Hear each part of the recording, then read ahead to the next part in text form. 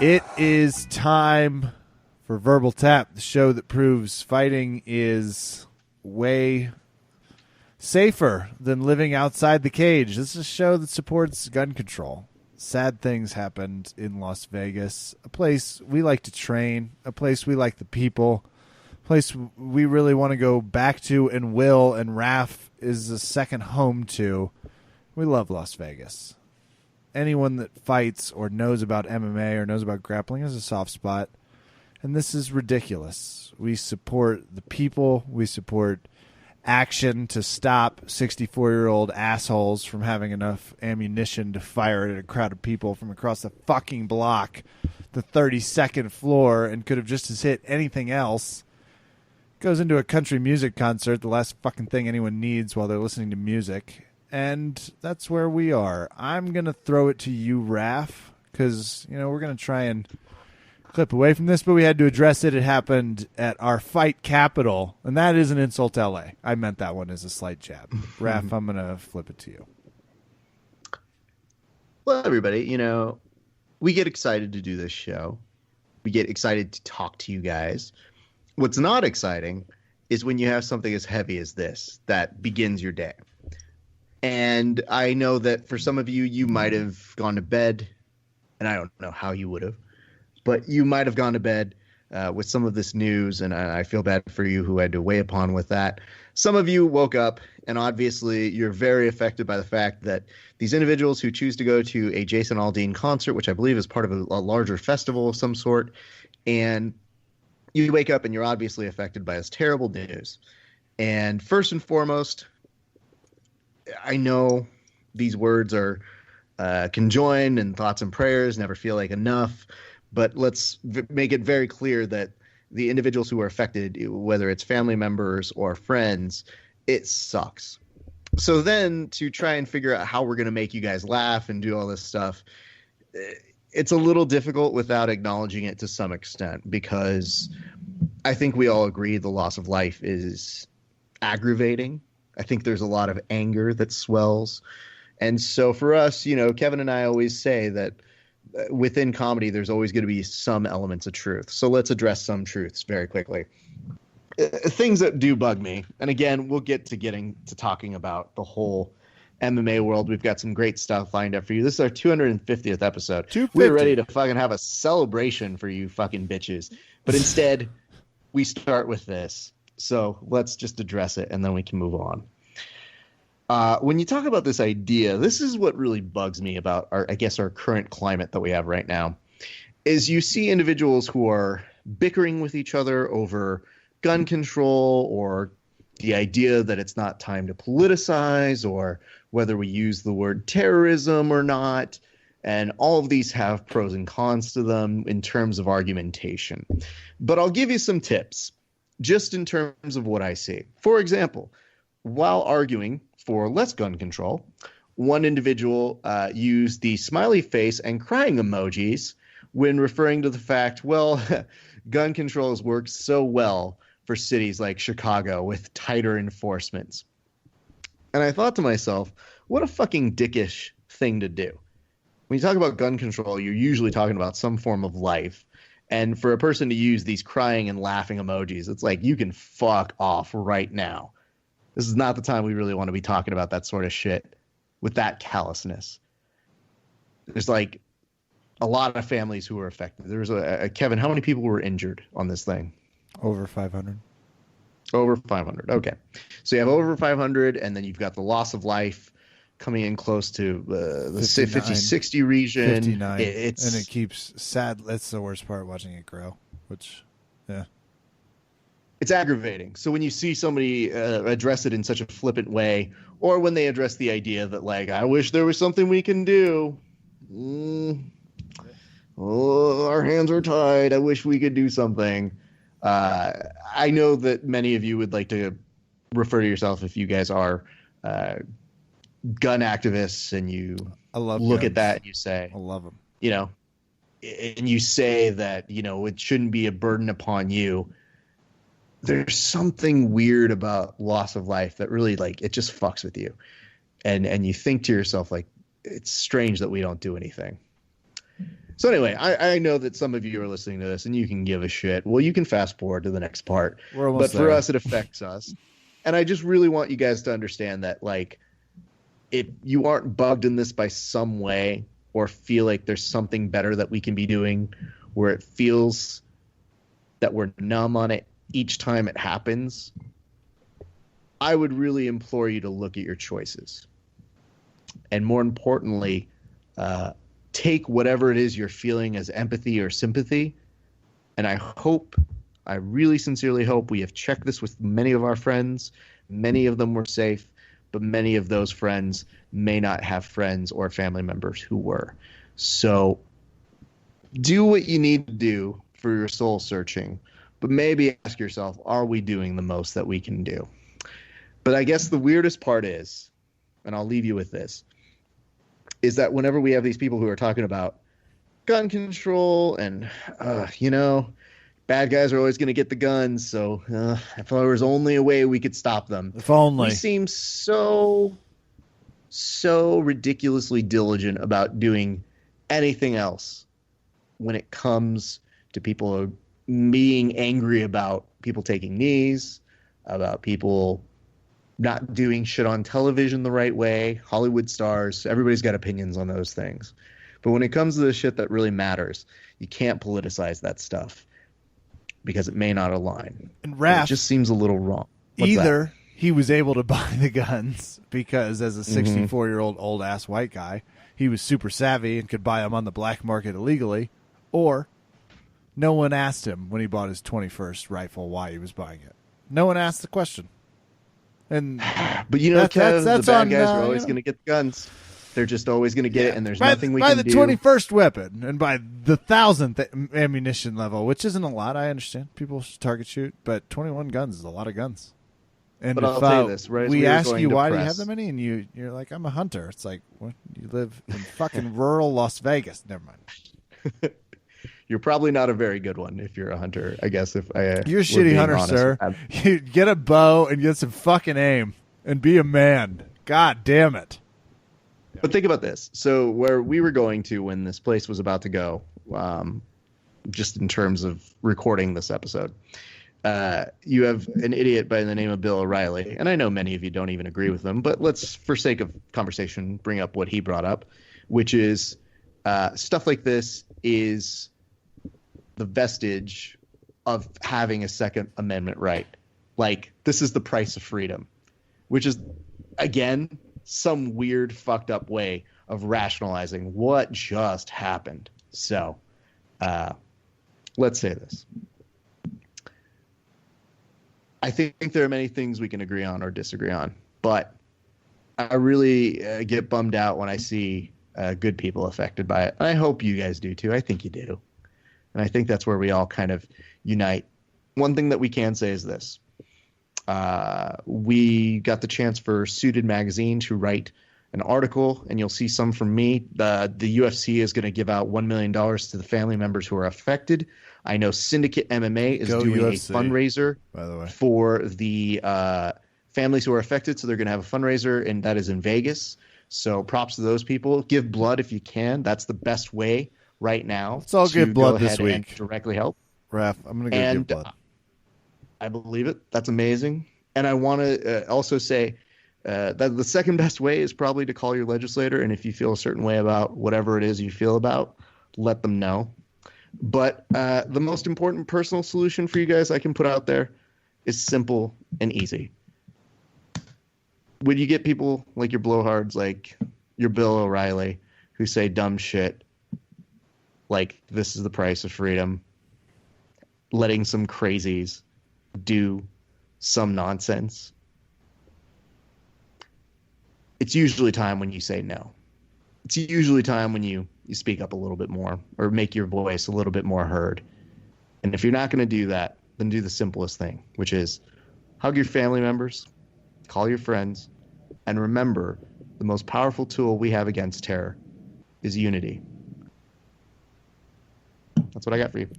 Amen. Speaking of unity. Now let's get to this great unity that we've got here. While there's been no evidence of it previously, we're going to try and be funny now. And it's John O'Mears is how I'm pronouncing it. Saves this week for MMA fans because he performs. Hey, Rav, quick ballpark me. How many times do you think you got tagged social media wise? And frankly, I love this about our fans. I love every one of them. I wish we had been tagged 6,500 more times. That ballpark. That was how much I could have before. I think I shut off my social media account. How many times do you think we were pinged about this? Well, if you're referring to pinged as tagged on the social media. Any variation. Twitter, Instagram, Facebook. Pinged, Snapchatted, Instagram stories. A submarine got close enough that we felt the story. I feel like we hit. I feel like I got hit up at least 60 times. Whatever. I don't think that's an overstatement. I'm pretty sure with the amount of people who said at Verbal Tap Cast to that, Raph, did you see this? Private message me. It totaled in the number of at least 60. Whatever it was, quadruple it. Because John O'Mears fucking figure 4 Boston crabbed his way to success. Well, I'm talking about how he set it up. Like, he sets it up as like, I'm under you. I'm about to just go right to a honey hole. Ends up in a Boston fucking crab. Smiles at the camera like he's been working on this for 30 years and crushes it. Yeah. Where do I start on this? Can I call it the John O'Mears now? I don't have to reference anyone else, right? No, you have to either refer to it as the Boston Crab or the Walls of Jericho. Now, people, I hear you. Don't get me wrong. I hear you. When you saw that the Walls of Jericho was the moniker in which it was referred to, Crushing. It seems a little odd. Now, reason why. How do you all deal with this? I don't even know. Well, the reason why there's such dispute, Kevin, is the Boston Crab is an age-old move. It's basically not more complex than sit on your opponent's back while pulling their legs back. Hey, and it's been around for catch wrestling forever. Jubera, big fan. Jubera's such an ass about this. Constantly sitting on my back while pulling my legs. And Kevin is, Kevin has understood the move. I have a variation, but Kevin understands it's not a fun move to be in. Especially for maybe your asshole neighbor is nicer or meaner. It's hard to say, but jiu-jitsu people know exactly how to apply this. They're very good at it. Yeah. So you kind of know it's a spine lock if you're really using it there. It also is a great setup for foot locks. You know, a lot of the times when you do a single leg Boston Crab, it's nothing more than a belly down foot lock. So it does share a lot of commonalities with jiu-jitsu, this whole catch wrestling style, which has been elevated to a little bit more of a showman style of professional wrestling. Now, Kev, here's where it gets confusing. So everybody gets mad that it was referred to as the Walls of Jericho because people know it as the Boston Crab who have seen it happen forever. Yeah. Now, they're not wrong because it was a rebrand from one Chris Jericho. They're nerdy, who referred but they're to not his wrong. finishing move as the Walls of Jericho. Now, I agree with this, and I understand it. But if you're complaining about this, I really need you to understand the importance of SEO. That's search engine optimization, which means for the rare cross-referencers of the pro wrestling community living in a parent's basement and currently studying SEO. I'm taking mean digs now. It's my bad. I apologize, but I point out that every time you have seen Kevin in pain from a pro wrestling move, I hope that you understand it is with good reason. I don't pick on people who don't deserve to be picked on. It is a general rule in my code, my ethics, my warrior spirit code. But here's the thing. Yes, it was referred to as the Walls of Jericho because guess what? Chris Jericho is closer to trending than anybody you can think of who uses the Boston Crab. Kevin, who do you think used the Boston Crab? Can you name anybody? The famous Boston Crabber. Nope. Okay. Failed. One of the most famous people to actually use the Boston Crab was Rick Martel. He was known as the model. That's what they gave him. That was his moniker, and his finishing move was the Boston Crab. Did he say, Other it was people- like, that was the name that they gave me? The model? God damn. I mean, if you see him, Kevin, I think you really would have been into Rick the Model Martel. Okay. Googling. He mostly carried around a little. You'll see in the pictures in a second. He carried around a little bit of a perfume, sort of little guzzer, and he would spray himself every once in a while. It's really pretty amusing. First, the purple. Every school Yes. I ever attended was purple, except for George Mason. So for like 20 years, yeah, I love it. Being Italian guy, it feels like, though. Like, this guy looks... Well, huge. he did a very nice version that, he was good at it. It was the 80s. And the one other person that you can think of who would really use it is a guy named the Brooklyn Brawler. Now, This guy looks like he loves cocaine more than anything. That's what Rick the Model Martel looks like. They were like, you could have water or cocaine for the rest of your life. He's like, cocaine 3 times. I choose cocaine times 3 before water. They were like, deal. Kevin, I'm pretty sure if you look at old photos of yourself at the young age of 4, you probably look like you love cocaine, because that's just how they took photos in the 80s. This guy is wearing a see-through white shirt on a tennis court. So anyway, that's one person. Kevin, look up the Brooklyn Brawler right now. All right, So fine. that's the other person who There's no way it's also going to be better than this guy. This I'm guy. not sure. I think you're going to like the Brooklyn I want to be this Brawler. guy for Halloween. This guy is Cousin Sal. This guy is obviously Okay. Cousin Sal from the Jimmy Kimmel Show. The Brooklyn So Brawler? would you like to know what his whole spiel is, Kev? Yeah. The Brooklyn Brawler is known as one of the most glorified jobbers in the world. Do you know what a jobber is? Someone that just talks shit. No, you wish. The jobber is the guy who you don't know in professional wrestling. So you like say it's like Razor Ramon versus this rando guy whose Sure. entire purpose is just to lose. That's what they refer to as a jobber. Okay. Yeah. That makes sense. So his thing Wearing a is he would cut-up Yankees consistently- jersey with a taxi cab hat from the 1990s? Sure. and he just consistently loses. So this is why in the past, when I referred to you as a jobber, you may not have understood exactly what the reference meant, but like consistently, especially at Over Under, Kevin, you kind of are. Okay. So there's that. Anyway, those are the two people who Rodeo most famously have Clown. used the Boston Crab Would've in been the the most easiest. recent of times, Kevin. So would you rather those two or Chris Jericho? The problem is the name. The Boston Crab sounds so much better than the Wall of Jericho. The Wall of It's the Jericho is Walls of upsetting Jericho. for the same reason the wall is of any place. Everyone's like, fuck walls. I want an open kitchen where I can see that farm built-in sink. think Property about Brothers, fuck yeah. Sorry, Raph, what? But think about it in this way, though, Kev. First of all, you like Chris Jericho. Meh, sure.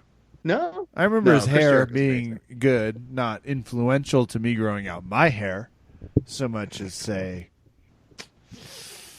God, Paul. I hope it was influential in you growing out your hair. I really wish that was the secret reason. You saw Chris Jericho look more and more like Bon Jovi, and you're like, If I can do anyone, that. Diamond Dallas Page and his Dallas color scheme was more, was more reason So- to grow my hair out. But Here's what you should know, though, Kevin. So Chris Jericho creates a name for a finisher, and he calls it the Walls of Jericho. Now, what you should know about Chris Jericho is very cool, which is he's kind of known, like, say if you're going up against Ric Flair, he does that move where he kind of sits up and he doesn't actually sit on Ric Flair's back. Like, he kind of protects him a little bit because Ric Flair's old and you don't really want to hurt him. But when he had one of the newer kids, like the rookies, he would do a version, and you can look this up on your Google search as well, but type in Walls of Jericho Lion Tamer. Okay? no. Okay, I will. No? I was like, I'm doing it right now.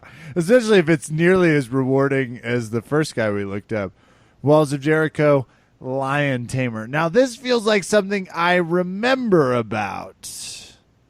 Why did Chris Jericho change the way he does the Walls of Jericho? For fuck's sake. Now I'm deep in the Google. Raph. I got lost in the nerdies. It's very, very important to know these things. So yes, Chris Jericho would do a version where he would put his knee near the back, so he'd lift the legs. Oh, and that was the Lion Tamer on WCW. That's the Lion Tamer. Yeah. Yes. So he would do that, but then I think he realized that might hurt people some more. So then he would start doing the traditional Boston Crab, called it the Walls of Jericho.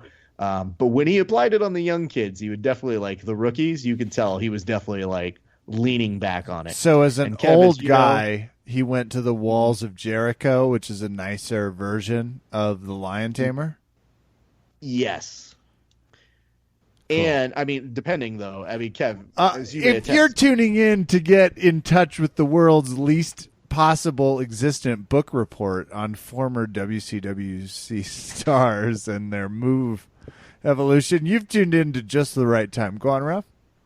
I just want to make sure that people know this, Kevin. Did you see the SEO search that happened with this? Did you not see this put over 100,000 times? Oh my God, on videos? Serious? Like, there is a real audience that has been hankering for this, and that if you look on the comment section deep enough on each one of those posts, people were saying, that's not the Walls of Jericho, that's the Boston Crab. To which I say to you all, it's both.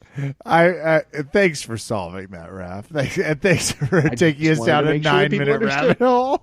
To do Listen, so. Kevin, first of all, you got very enamored by very all much of our side projects for not starting with that thesis. What a spoiler for those of us that didn't know. I want you to understand that this would have been 2 minutes less had you not have gone off on the detour of Rick Martel. I didn't do that. I didn't even know who Rick Martel was.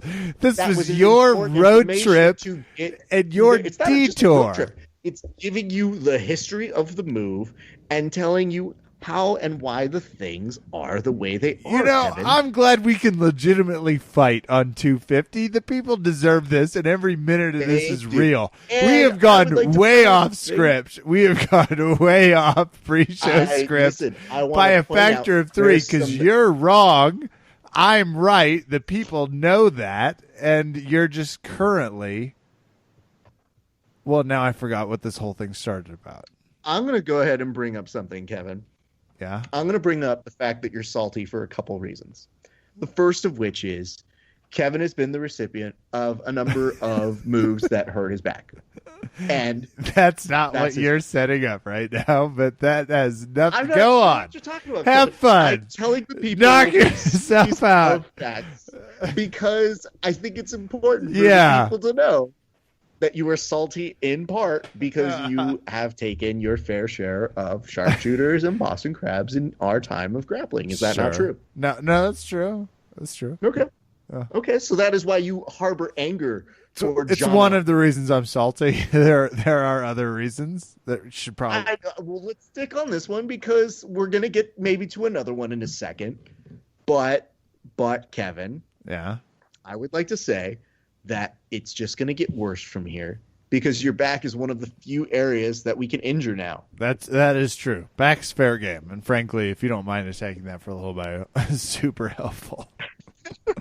And I like the idea that, like, even as that's happening, I'm looking at Kevin and I go, oh, yeah, it's real. And it can happen. Jono showing that now there's a way to transition for me pretending to punch you. And I think the best part about the Jono opponent is that he got really confused. He gets punched in the face while giving his back up and then elbows Jono in the ass as if that's going to really break up the move and then gets in far too deep. But no, Kevin, we will do a full breakdown. Perhaps I will get one of the guys from the LA Jiu-Jitsu Club to do a video with me because I think the people want to know the techniques. I couldn't agree more. You should be well, you're more than prepared to present them. You've already donated a few weeks of the podcast to it, which I appreciate. Absolutely. You're welcome, Kevin. And I think it's educational because I will tell you this, 60 people couldn't be wrong when they messaged us and let us know. I will say one thing that I'm very angry with you guys about. That it wasn't it's great 70? to message me. Sorry. No. Okay. I'm really legitimately mad about this, Kevin. You guys messaged me, and that's great.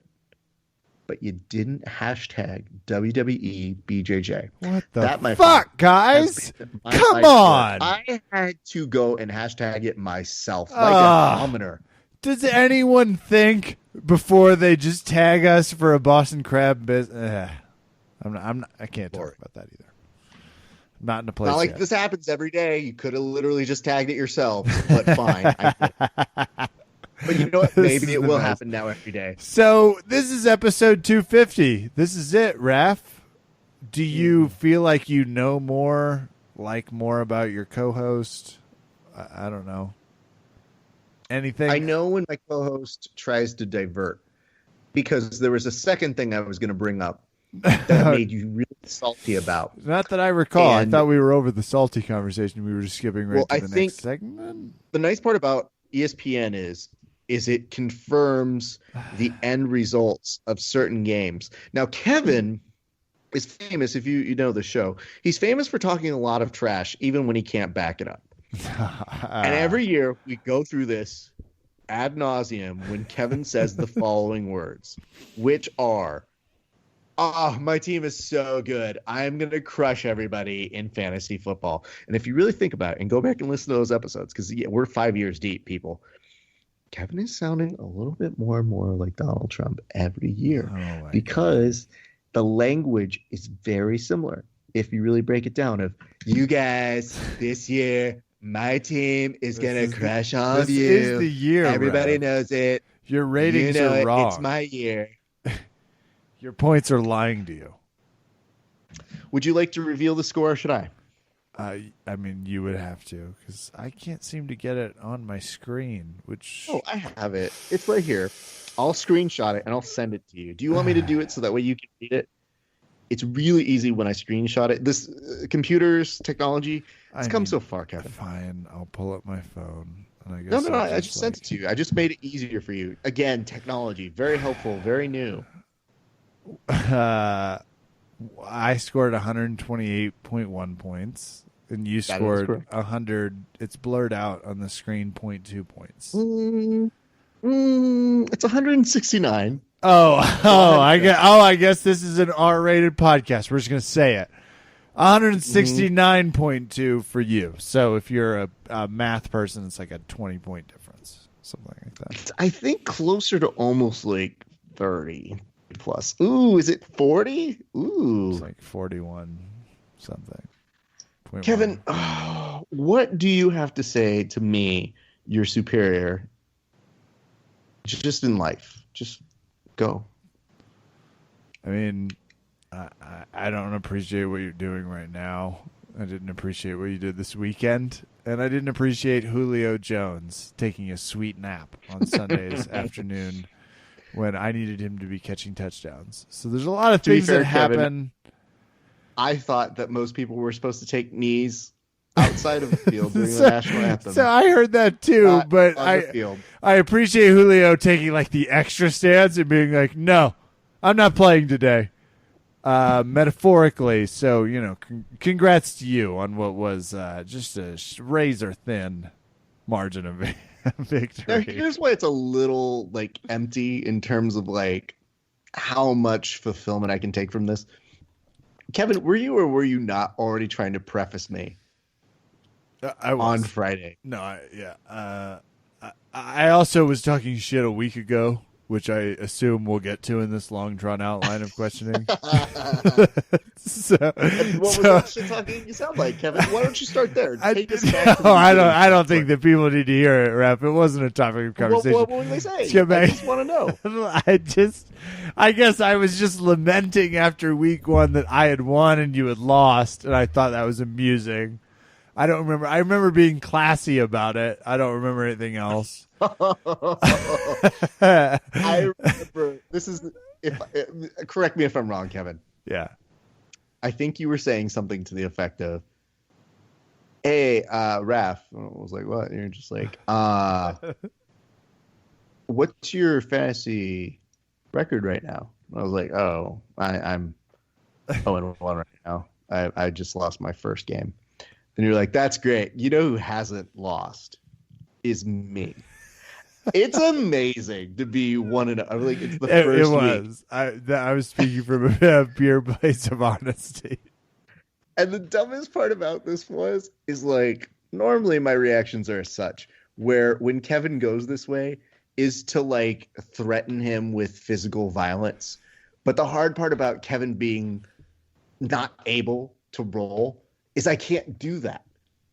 So I can't even be like, Kevin, I will beat the shit out of you. It's like normally a super normal threat, by the way, because we do fight each other for fun. That's not yeah, it's fun. uncommon. Listen, I would expect the same from him, and I'd be like, oh, it's fine. You're fucking takedown suck, whatever, you know, and the game goes on. But when Kevin's talking shit, and I'm literally just only 1 weekend, and he's already saying it, and I go, dude, we're only 1 weekend, and Kevin goes, I know, I'm doing it while I can. I may or may not have a team that has questionable longevity in that league. That's my fault. That's my fault. I get where I'm at. So I thought I'd seize the opportunity. Look, Raph, we need to get to an interview with James Partridge and some over-under. So are you done with your shit yet? Which, just in case, I want to review. So there's a whole thing in speech where you don't just do the thing. You tell people what you're going to show them. You show them what you're going to show them, and then you review what you're going to show them.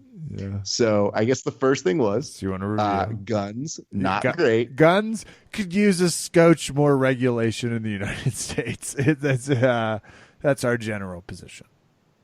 Number dose. Kevin does not like the Boston Crab. No. Or But understand the its next- historical significance in the world It's of more than wrestling historical. nerds. It's cultural, Yeah. Kevin. It's cultural, which prompts the reason why Kevin will immediately be put in a Boston Crab the next time he hits the mats. And thrice, Kevin's football hubris only hilariously came back to get him in the end. And that's the intro of the show. Those are all accurate. Great. Let's, And 250. We've done it. Head on over to kosportsgear.com. Don't forget our friends, kosportsgear.com. Please let us know which singlet is your favorite, but check out the Magic the Dragon Geek. We love our friends. We love their gear. kosportsgear.com. Let's get back to some verbal tap.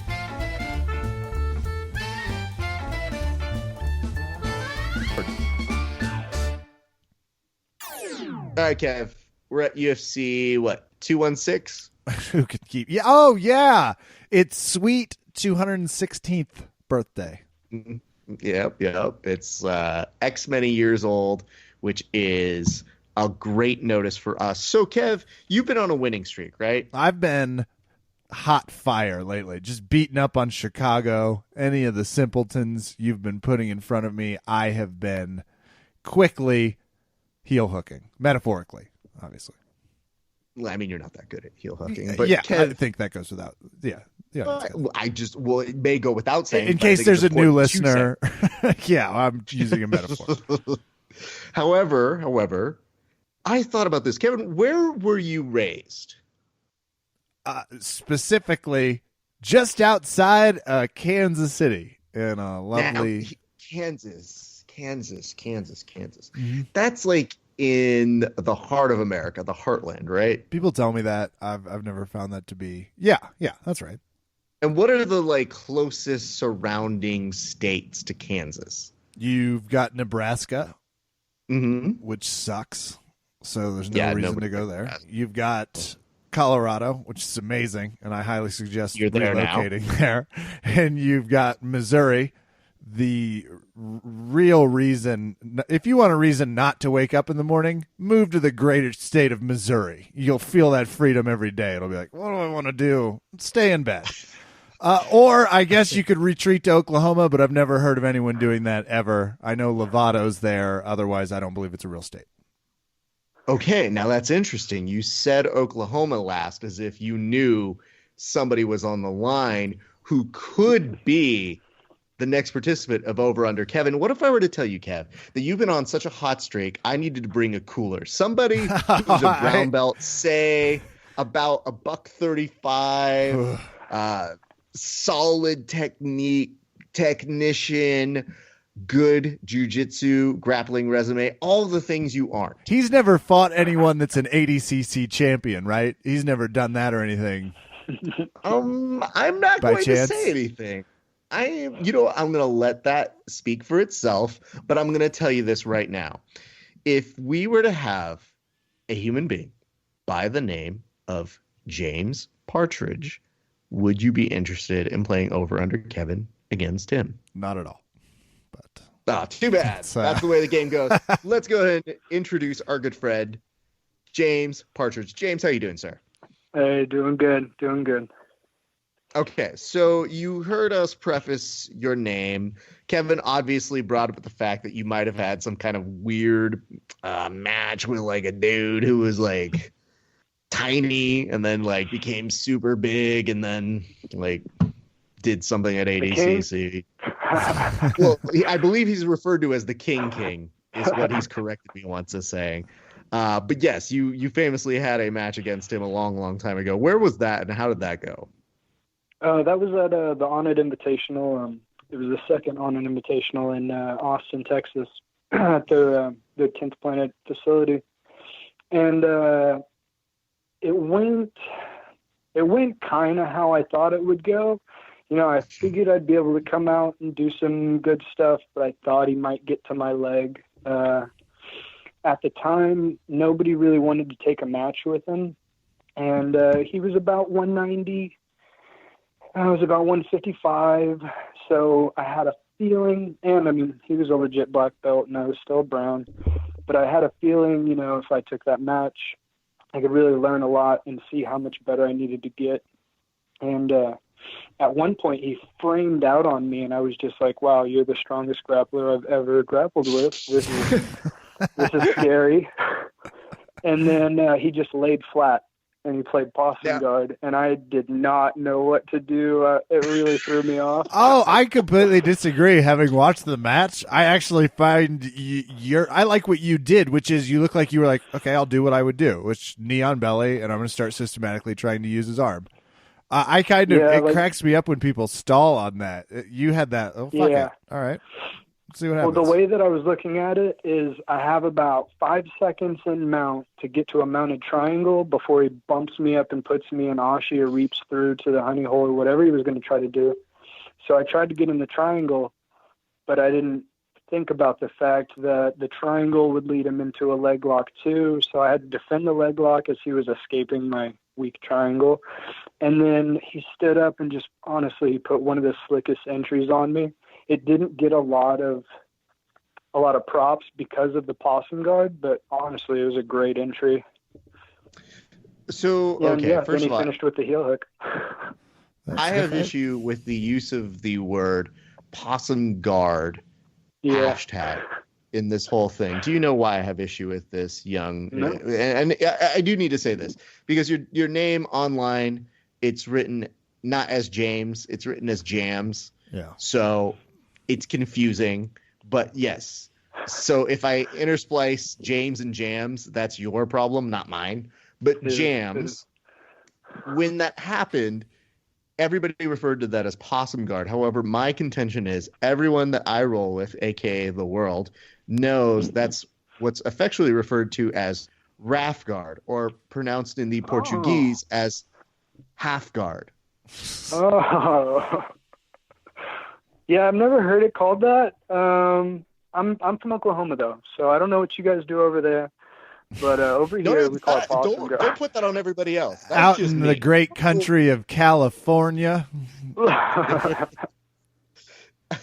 I just love how you very quickly went into being like, I don't know how you guys do it in the big city. I did too. Immediate default. Just that's brown belt type deflection. From when a person just lies down, you know, there's a rule that says thou shalt not lie with another man, and I just won't. So I guess what I'm saying here, James, is very simple. I have issue with them referring to that because I've been going strong with the half guard for years. That is something that I have coined. I've worked very hard. And frankly, I'm a little peeved that the King, a.k.a. Gordon Ryan, has tried to refer to it as possum guard, which, oh, God, I've worked so hard for that, you know? Yeah, Just it really- sounds like he stole some of your tapes and just renamed it. You know, I think he might have. And if my memory does serve right, I believe he and I had already kind of met one another by then. So God, he's just a saying the terrible evidence person. is very strong.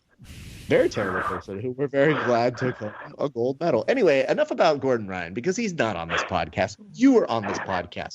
Now tell me a little bit about this. You live in Oklahoma, but you have a dream. Everybody's got to have a dream, Yeah. Kev. I'm working on one, but I want to hear his. Okay.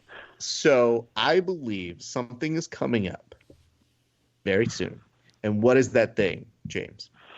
Well, there's a couple of things I got on my plate, but the main thing that I'm focused on right now is going to be getting my weight down. I mean, I just finished training at Omar's. I'm 143, and I'm going to get myself down to 135, 136, and go do the IBJJF Nogi Worlds.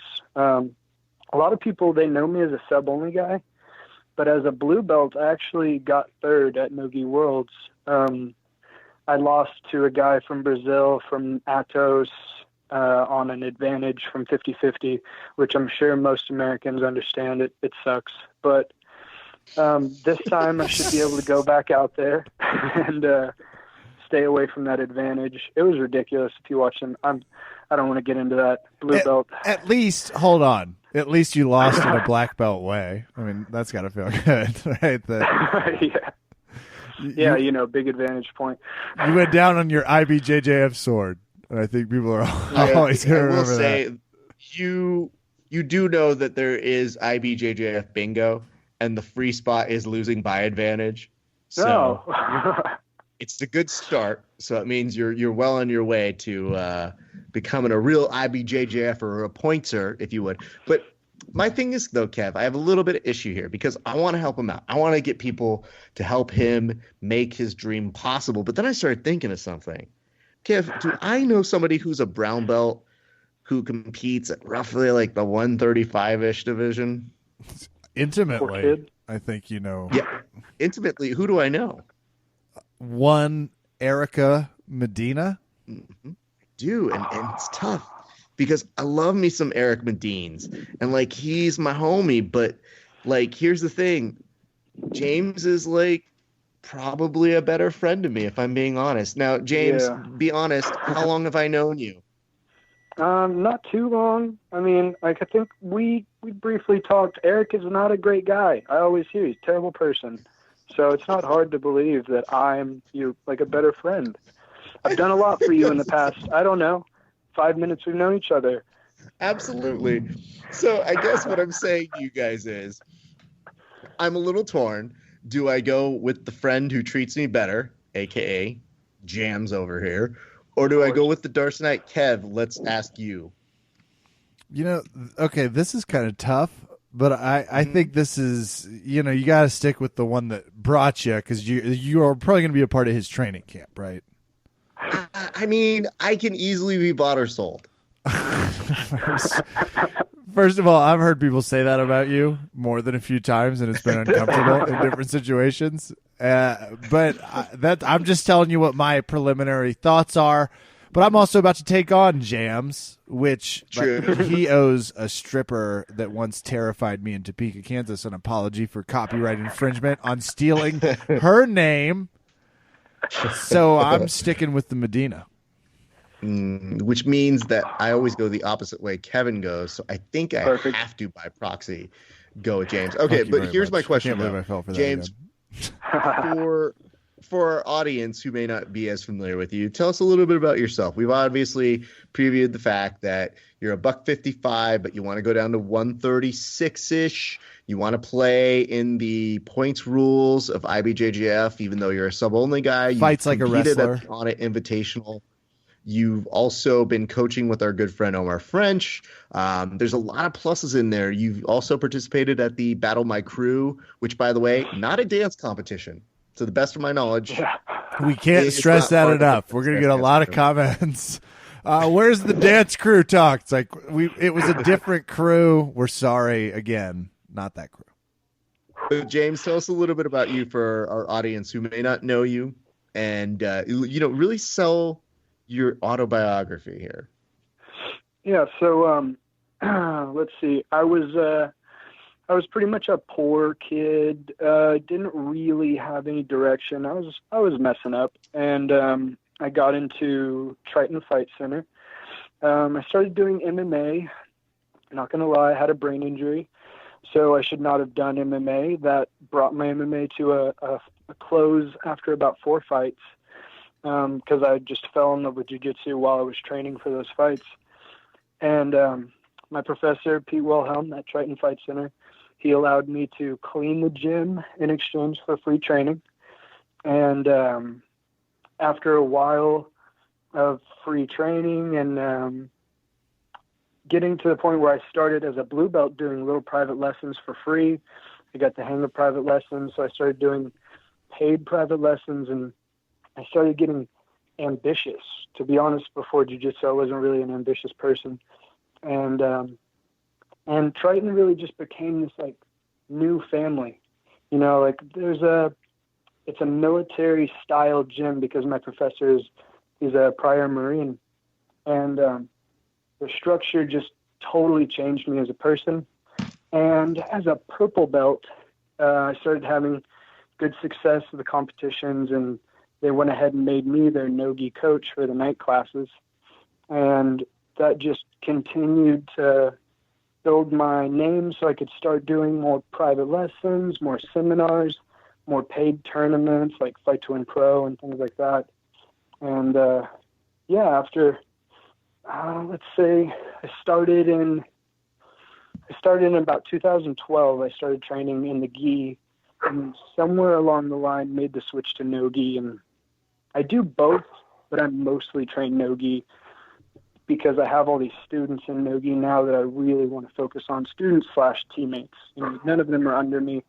They're all just teammates that are getting to the point where they're kicking my ass. But that's about the long story of it. Jiu-jitsu's really helped me pay for everything. And right now I just happen to have a $5,000 car bill that we have to redo our engine. So money's really tight right now. Trying to go fight people, which is something we can get behind. Especially, I have to say, Kev, in the many years we've been doing this, though, 5. We're coming up on 5 here, just to give you guys a preview. Getting old. In the many years we've been doing this, I'm not sure that we've had anybody do that as concise as he just did in the amount of time. That was good. I was also gripped. I was in. I was like, I got to hear a little bit more about this chapter, but we'll come back to it. But here's the thing.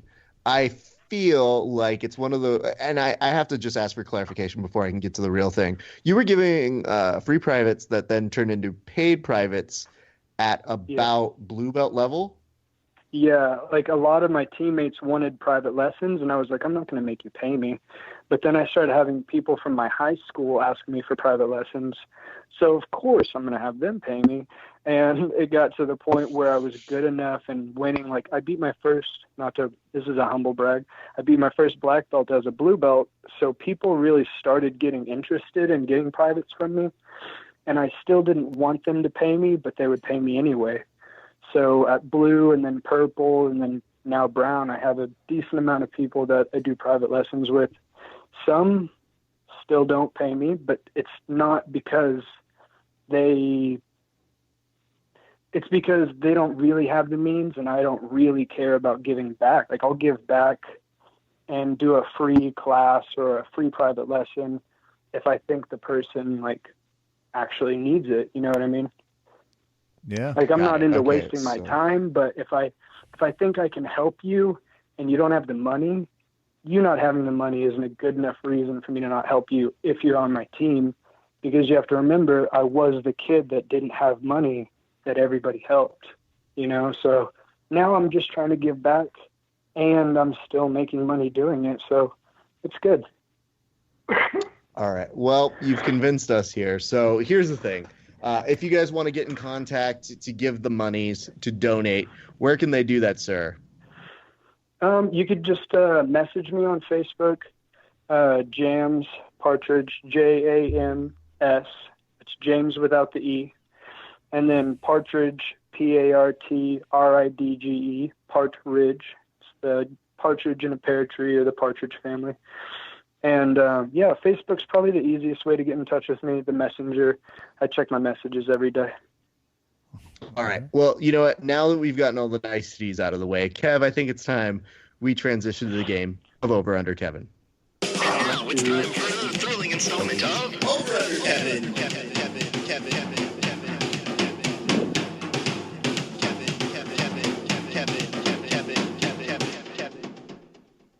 Ladies and gentlemen, boys and girls, thank you so much for joining us here at Verbal Tap. This is a segment of the show we like to call Over Under Kevin. The rules are very simple. We go through a pay-per-view card out of order, and we do all of the fights, not just the main card, because that's lame. If we're going to commit, we're going to commit all the way through the people who we don't even know sometimes. The way it works is each participant gets 15 seconds to say who they think is going to win. If I so deem it, they get 15 seconds of rebuttal time. Now, more than anything, we value trash talk in this form. And the winner is the person who gets the most correct picks. Gentlemen, do you understand the rules? Kevin? I mean, I understand them. I don't private lessons as a blue belt understand them, but I mostly think I understand them. I mean, for real, Kev, I can't give this shit away. So I was like, Raph, has anyone asked you for privates? I had that moment too while he was talking about it where I was like, the fuck am I doing? No one's ever been like, you. I need your time and your jiu-jitsu knowledge. I've literally had people who I trained with who would tap me out so many times right now as a blue belt who are like, I think you owe me money for a private. I've certainly had times people have considered it a private lesson. Just want to go ahead and mention that. Anyway. Yeah, I get the rules. James, copy. Do you understand the rules? Yeah, for sure. Well enough to beat Kevin. Ooh, the touching part of the show is over. Now we can get to the trash talk. This is the real good part of the show. All right, well, let's do this. Let's go ahead and start all the way at the lightweight division. Kevin, you're going to lead us off on this one. It is a lightweight bout between Benny DeRouche and Evan Dunham. Is he the one with the puppets? That's he's got a great Netflix special. I obviously haven't watched it. Evan Dunham looks like an extra in Mad Max Fury Road, kind of, in his UFC profile, and I'm into it. I'm taking one for the USA team, scariest tattoo, in an upset. I'm taking Evan Dunham. Okay, let's go to our next. Oh, James is not enjoying that. James, why don't you go next? Well, I mean, his hands are getting better, but he's basically a grappler, and he's going up against a legit Muay Thai black belt and a legit BJJ black belt who's got power. So I think he get knocked out. Who are you going on this one? Dariush. Sorry. Okay, Benio. Okay, Kev. Objection. I have an important question for you to ask here. Hold on. You may get to it. I'm going to ask the question, but I'm putting 15 seconds on the clock. Grappler says grappler's just a grappler. Your response. What an insult to the community we profess so much love for just minutes ago on live podcast kind of air. And here we are, flip of the coin later. I think we're learning a lot about Partridge. We've got a flip-flopper. We've got a ridge part. We don't know what's going to come out. Could be either one. All right. Kev. Partridge family over here. What do you have to say in response to that? Do you hate grapplers, and how long have you hate them? I mean, it's been a couple of years. No, I think he's good. He's got good wrestling. He's got great grappling, but his hands are just not where they need to be. And it's a fight. If it's a grappling match, maybe he wins. Oh, maybe. All right, the slaps continue. Wow. Wow, this indignation is too much. Let's go to our next fight. It's another lightweight bout. Jams, you're going to lead us off on this one. It's Bobby Green versus Landau Calrissian Venata. Go. Bobby Green. So he's got boxing. He's got experience on Lando. with his boxing, I think he can put him out, but Lando's got a good chin, and he's going to be using his kicks to keep the distance. I'm going to go with Bobby Green, just from the boxing and the experience. I think he'll be able to put him out. I know he's got a good chin, but I think he puts him out. Okay, just making sure. Still going anti-grappler. Kevin, what do you have for us? 15 seconds. Yeah, okay, so I'm going to use a super vindictive choice, and this is going to be the last time I do it, I swear. Oh, no. Bobby Green's nickname is what? King. I don't know. I'll be taking Lando Venata to add to a second King loss on the James Partridge resume. I told you, it's the pettiest pick I'll make the entire night. James, I have 15 seconds on the clock. Oh, God. James, I have 15 seconds on the clock, and I just want you to explain in this 15 seconds what it was like to be the recipient of a video with the possum guard being unearthed in the jiu-jitsu world. What was the reaction when you went back to your gym? 15 seconds, go. Man, everybody's like, you know what I would have done? Oh, my God. I give a shit what you would have done. Oh, my God. Sorry, I don't know if I'm allowed to cuss. But... You are. That's the right response, by the way. I don't give a shit what you would have done. That is the last thing I would say. I will tell you that when you're fighting Gordon. That's funny. Now everybody shuts the whole fuck up. They're like, wait, well, I take it back. That's funny. Oh, man. Yeah, especially when they realize that it's so like bad power levels because are everybody off the was charts. like, that's bad because everybody's being disrespectful. Size difference at times before that, it was something that I knew he might do. I didn't think he was going to. I thought he was just going to come out and smash me, but he made it a show. I think he was trying to look for that submission of the night or fight of the night. He wanted to make it a good show, but yeah, it really threw me off. And then all the people messaging me about what they would have done. That's awesome. It's ridiculous. I'm like sure I was one of them. Nothing. By the way, I probably am on record being like, it's not what I'd have done. You would have done fucking nothing. Nothing. It's just so funny the way jiu-jitsu comes full circle, too. And now it's like 3 years later. Or 2. I mean, as of a month ago. Turns out it's been 3 weight classes later, Kev. Turns out if you lost to Kyotera, it's probably because he's good, and that's the only reason. So, well, Kev, let's have you continue on here. I'm going to ask you what you would have done in the middleweight fight between Theos Lighties versus Brad Tavares. Go. Yeah, first of all, and I'm glad you asked. I'm going with, is there a tattoo near your neck as my criterion? The answer is, for Brad Tavares, yes. Thus, Ron Swanson style. That's my choice. James, what you got? Brad's got good wrestling, but Tavares might just kick the shit out of his legs, and he's a legit black belt, so that wrestling could end up fucking him, you know? But good luck to Brad. I'm going to take Latest. Interesting. Okay. Kev, are you noticing any patterns that are happening yet with the way that James is approaching the game? Well, basically, James is like, is he a grappler? Cool, that guy sucks. Picking the next person. This is a legit black belt. A legit black belt. Now, this one, I'm choosing youth. I just didn't want to say it, and I'm glad we skirted around the topic. That's what I'm choosing. That's fair. Okay. Let's go to our next fight. James, you're going to lead us off on this one. It's a heavyweight fight between Fabricio Verdum and Derek Lewis. A go. Fabricio. Are you sure Fabricio's not trying to fight another 55er like Tony Ferguson? You guys saw that, right? We did, yes. Get out of here. Did you see the video? So he stands up to Tony Ferguson, which kids at home, don't stand up to another man. I'm going to give you more time. I want to hear all this. Go. Thank you.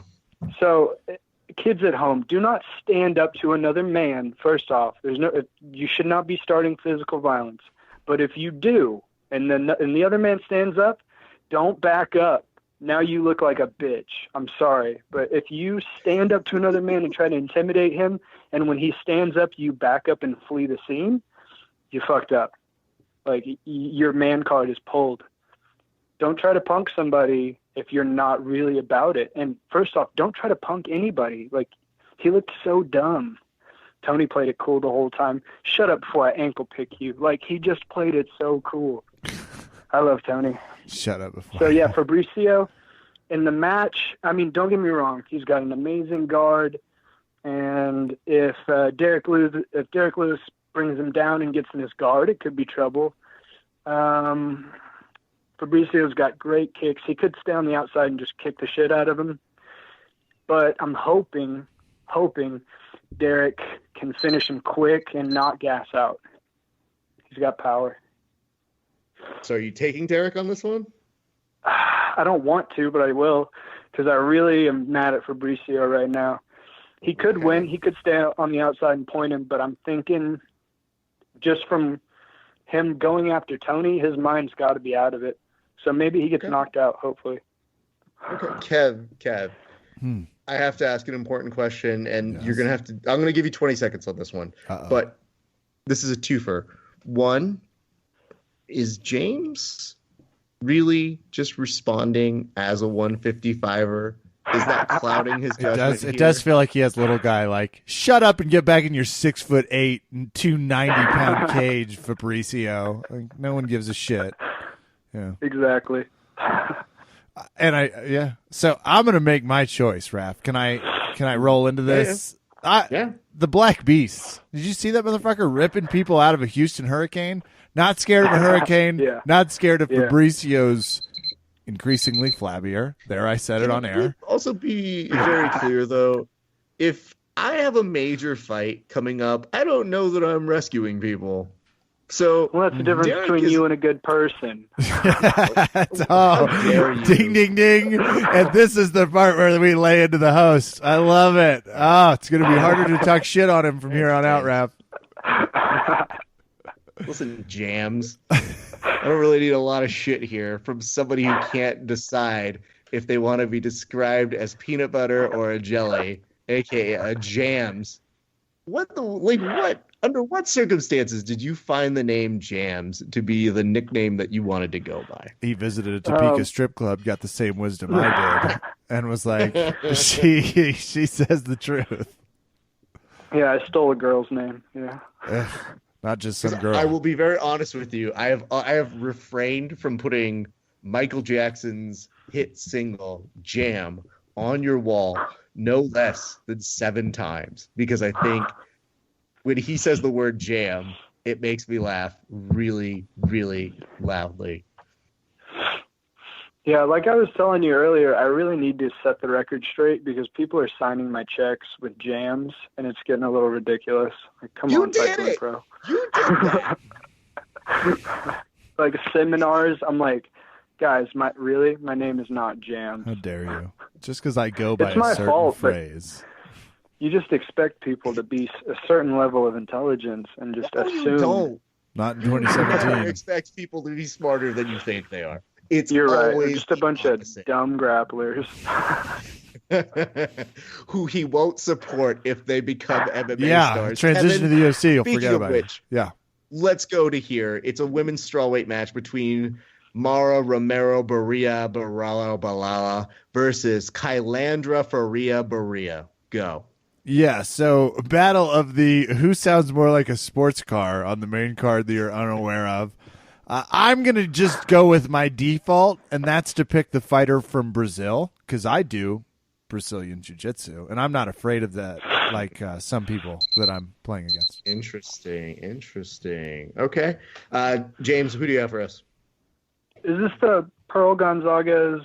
Nope. What are the... Nope. Mara Barriel. I agree it Kylandra. sounds similar, but this is... I don't even... Main card. Oh. Romero Barella versus Faria. I don't think I have anything on that one. We'll just pick A or B. Do you want Mara or Kylandra? Who'd Kevin pick? He's got really bad picks. I picked Faria. Does. Yeah, I'm getting the other one. Good. Okay. That's actually the best strategy to do on this. The NFL or NBA Network's James Coe thanks you. I forget, but I know it's one of them. It is correct. Let's go to our next one. Jams, let's keep this motivation going. Let's go to our heavyweight bout. It's between Walt Disney Harris and Mark Godbeer. I love the last name. I wish I could give it to Mark just on the last name. I think it's pretty cool. But I don't think his leg kicks are going to help him enough. His opponent's got golden gloves, and whenever Mark fights, he gets a little out of position. And I think Walt's going to execute and knock him out. All right, Kev, what do you got for us? Anyone named after an NBA all-time great, I got to go with Walt Harris. Nickname The Big Ticket. It's he and Kevin Garnett. This is exclusive company. I'm going to lower myself to agreeing with James Partridge. Wow, KG is bringing unity onto this one. Guys, I'm putting 20 seconds on the clock for this one. And Kevin, you're going to lead us off. It's a flyweight bout, which I guess should have been the main event, but not here. No. I've heard about that. Because Dana White doesn't like the small people. But Demetrius Mighty Mouse Johnson versus... Hold on, am I reading this right? I guess I am. Ray Borg. Go. I refuse to take all 20 seconds. I'm choosing Demetrius Johnson, and I'm ending this conversation. Yeah. Not totally. Kevin has used just for this time. 6 seconds of his time, which is, I believe, a new record on this show. James, what do you got for us?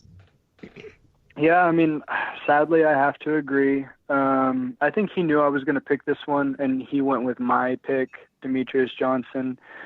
He is one of the pound-for-pound best, and the only thing that I see Ray Borg maybe having advantage with is that he's in the Jackson Wink camp, but I don't think that's enough. You really think Kevin was cheating off of your paper on this one? Yeah. Demetrius Johnson or other? Really? Is that what we've come down to? I also enjoy it. It got spared to this fight, got moved to the B slot, and it's like, Kevin, a real trailblazer, decided to sneak in and steal the fucking cure to cancer. Chose Johnson. Let's go to our next one. James, we've got a flyweight bout between Matt Schnell versus Marco Beltran. Go. So Matt, again, he's a Golden Gloves boxer, karate black belt. I'm going to give it to him, but I could be wrong on this one because Beltran, he looked bad in his last one because his mom passed. I think it had something to do with that. But it could be time for a comeback. He might come back and do really well in this fight, but I respect him for fighting, but I'm going to give it to Matt. Excellent. Kevin, who do you have? Schnell. It's about that good-looking chin and those nice abs, and I think we all know the Disney Prince Danger Matt Schnell is showing up. It's going to make it 11-4. Yeah. All right. Kev. Barely weighs anything. Let's go to this next fight. Mm-hmm. It is a bout between Pearl Gonzalez versus Pollyanna Botelho. Give me Pearl. Yeah. You know. I'm not picking anyone else, Raph. It's me and Pearl for life. You're going with Pearl, huh? Yeah. James, do you have some better insight? Well, I mean, she's got takedowns, but her opponent's going to come out lengthy. She's going to push the pace. She's good with Muay Thai. She's good with BJJ. So I think she's going to push the pace, keep the length on her, and she could TKO. I think I'm going to go with TKO. I'm not hating on the women, but you don't see a lot of knockouts. I hope I win so I can say, Botelho, no, I won that one. I feel very good about that. Kev, let's keep this momentum going, and I want to continue with noted woman hater James over here. So it's a lightweight bout between Will Brooks and Nick Lentz. James, go. So Will Brooks, I think he's got to win this one. And again, Nick Lentz is just a grappler. He's just a grinder grappler. It's not going to be enough to beat Will Brooks. Crushing. So much grappling hate, Kevin. So much grappling hate. It's as if he's trying to tell us he hates himself. That's all. I guess Yeah, we're you just got going to 15. scroll right past how unathletic and talented Nick Lentz is. We'll call him a grappler is the word we're going to use. All right, that sounds fun. I'm going to A choose. grinder. Okay, I'm going to choose Will Brooks, and I'm going to do it without insulting grapplers. Which some might say is a choice, Kevin. Just to be like Nick Lentz, high level grappler. Maybe, but you got to do it in the cage in a different way. Now, let me say this right now. Normally, these things don't just come all the way through without some kind of wager. Now, because we're all doing jiu-jitsu, which means we're all poor in some way, there is no monetary bet that happens here, James. But Kevin, what are some examples of bets that have happened on over-under, Kevin, before? Most recently, I made a member of the grappling community that does interviews have to put on nail polish during his next on-screen. Scary. What's I did the nail Kevin polish? guy shoots for the hoop, man. I tell you what. It was fun for me. It's just highly unexpected. What did I make TJ change his name to for the damn it. I'm trying to remember some of the Chicago ones, ref, But you most made recently. a whole pizza, like an actual whole Chicago deep dish pizza. Oh, once. yes. Because he loads Much it better. as an idea. Yeah. And he had to He talk about hates why it's deep the dish best. pizza. Kevin was like, "Ooh, I know your weakness." Yeah, and I Daddy made gotta him. eat. It was TP Grant. I also made him change his Twitter handle to TP Can't during an entire live tweeting of a UFC event, which felt good. I had to change my profile picture a few times. Things like that. So, I'm not going to ask you this right now, James, but if I were to give you a couple fights buffer, would you be able to come up with a bet wager in that amount of time? Maybe. I don't know. Well, the answer is yes. You have to do it. It's like a rule. I'm not a degenerate. This is my first time gambling. God, I'm not used to your jazz cigarettes that you guys be smoking on Plus, this show. I think we're getting rope-a-doped. I can hear it in his voice. Yeah, I Sounds like a 100% schemer. know. I've played enough poker tables to know when you've got a schemer on the line. It's fine. Kev, why don't we give him his little time to scheme on his own? Okay. While I ask you, who's going to win between John Moragna and Mohamed Biblioteca? Well done, ref. That's great work. I'm going to choose what the Electoral College chose. The Russian candidate, Magomed Bibliotov. 14-0, I like his record. All right. James, what do you got for us? Yeah, I got to go with Kevin on this one. I don't know how to say his name. I'll just call him Mog. Mog has that karate background, and I really like the way that those types of guys can get in and out, and they control the distance much better than most people that just have that like Muay Thai style. And I think that's going to be a big thing to come, with people that are really good at controlling the distance with karate backgrounds. So I'll go with Mog. Okay, good to know. Kev, I think, as we go to this... I was going to say, I think if I lose this, I think it would be embarrassing enough to say I lost. Like I can make a post that says I lost to Kevin this purple belt. You'd think, but that's not embarrassing enough for me. There's got to be just but for reals, though, if you did lose to him, I don't need the 50 people who follow you on Facebook to be getting your a little bit more stakes on this one. passive aggressive messages. I'm just letting you know that, James. However, let's go to our next one. I am getting close to reaching my 5,000 mark, okay? Are you?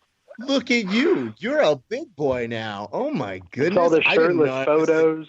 It's probably You have the shirtless photos. I didn't know that I was amidst actual jiu-jitsu celebrity here. Now you know. It's just harder because I have a hat that says internet famous. And I just want to let you know that I have a hat that says I'm internet famous. I don't know that makes me internet famous, but wearing it does. Oh, I thought you were going to say you were giving it to its rightful owner, me. Just send it in the mail. I'll send you my address. I'll tell you this right now, before we go on, because we've got time. I'll just let you know this right now. My memes have done more than all of your career minus you playing Possum Guard. So play nice when you're talking to the host. I'm not gonna lie, I love your interviews. That's the last nice thing I'll say. You shouldn't need to say any of that. That's just a well-stated fact. Let's go to a bantamweight fight, and it's between Tom Ducanoswai, which I believe is the used formal usted of Espanol, versus Cody Staman. Jams, you first. Okay, so Cody, I think is going to be able to wrestle him, and he's got good boxing. Now, Tom is, if his defensive wrestling works out, he's got good Muay Thai, but I think Cody is going to be able to wrestle him down and control the match. I'm going to go with Cody on this one. Excellent. Let's go to our next. Kev, what do you got for us? My girlfriend is French. She was born in Paris. And while I'm not going to pick her in the fight, I do appreciate their statesmen. And frankly, who's going to do more for STD education than the Fire Kid in this fight? I think Tom Desequinoy has to be my choice. Fire Kid for me. Okay. Gentlemen, better I off believe... with a girlfriend. I love this. I enjoy the trash talking that is happening right now. Gentlemen, we are at the lightweight bout. I believe it is an interim bout because for some strange reason there's a belt that it just doesn't get defended. Wait, what? When would that happen?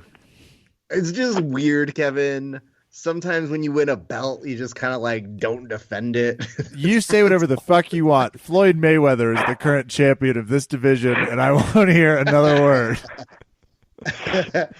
So I guess we're going to do this. Kevin, I'm going to put 30 seconds on the clock. Who do you think is going to win in the lightweight interim whatever between Tony Ferguson and Kevin Lee?